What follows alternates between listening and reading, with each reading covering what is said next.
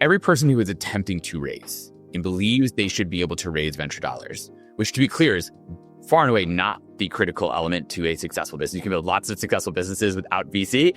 And frankly, the large majority of successful entrepreneurs out there don't have venture dollars whatsoever. They're more standard real business, in a sense, quote unquote, real businesses, of which I've had some of them on on this podcast, and I hope to have many more, because in some ways, those are just as interesting, if not more so. When it comes to fundraising, the people you see, every one of those founders who gets on your platform thinks they deserve venture dollars and thinks they are the type of founder who has the drive, obsession, knowledge, superpower that makes them fundable.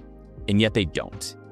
Why? What is missing it? Is this just they've deluded themselves into believing that they're obsessed, or something else? There is definitely a warping of expectations and attitudes. I think because, we're all reading TechCrunch and seeing all these startups get funded, huge numbers.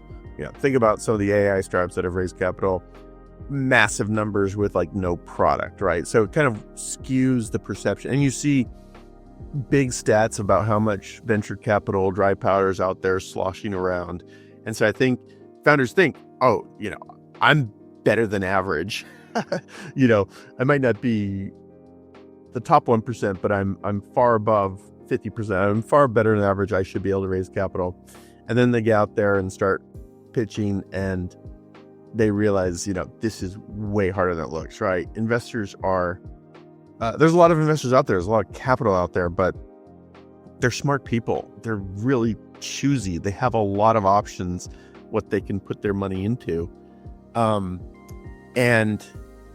one thing this is a little bit of a sidetrack, but one thing I always say on our webinars and podcasts and stuff like that, I've said this 1,000 times. Like when I was raising capital, I pitched 200 investors, ended up with our seed round, ended up with one VC and 10 angels. So 5% conversion rate.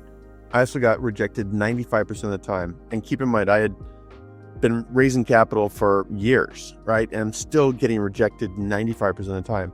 And I think that's equal or higher for other founders too. And so, it's actually just exponentially harder than it looks to go raise money.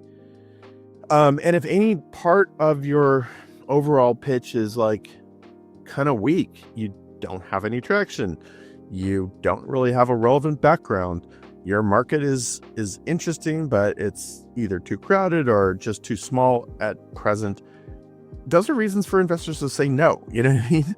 Like, it's actually pretty easy. And you've invested in a lot of companies. I'd almost ask you this question. You've invested in a lot of companies, like, you're kind of looking for reasons to say no, right? And so unless you're like the perfect Cinderella startup with super awesome background, super amazing traction, super big market, great team, it's super hard.